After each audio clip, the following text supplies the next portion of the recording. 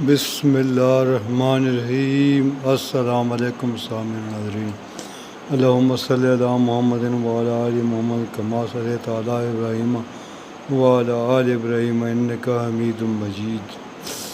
سامعین ناظرین، آج کا جو ہمارا ٹاپک ہے وہ ہے نفسیات اور ہومیوپیتھی۔ اس حوالے سے جو امراض انسان کو لاحق ہوتے ہیں، آج ہم ان کا ذکر کریں گے، اس حوالے سے ہومیوپیتھک علاج بھی بتائیں گے۔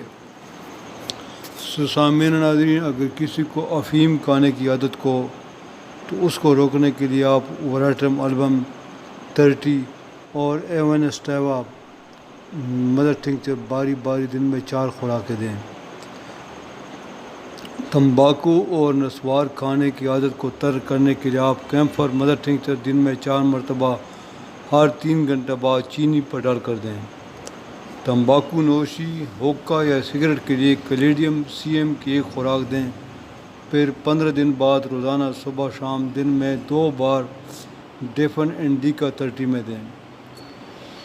آوارہ گردی خواہ بچے کریں یا بڑے، مرد ہو یا عورت، سب کو سورانیم 10 کی 1 خوراک دے کر 15 دن بعد روزانہ دن میں 4 بار وراٹرم البم 30 اور بیوفو 30 باری 1 ہفتے تک دیتے رہیں۔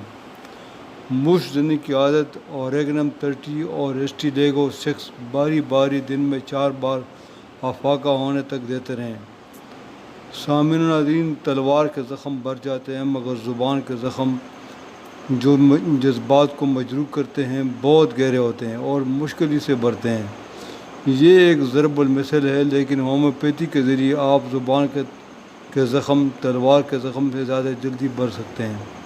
1 خوراک پلاٹینم CM کی دیں، پھر روزانہ جن کو 5 مدر ٹنکچر دن میں 3 بار افاقہ ہونے تک دیتے رہیں۔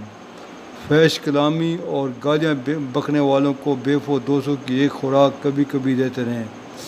سامعین ناظرین، موجودہ معاشرے کی نئی نسل بگڑی ہوئی ہے اور ان کی عادات فلمیں دیکھنا، ناچ گانے کے شوقین، ہر وقت گنگناتے رہیں، تو اس صورت میں ٹیرنٹولا 200 کی 1 خوراک روزانہ دیں اور ہدایت حاصل ہونے تک جاری رکھیں۔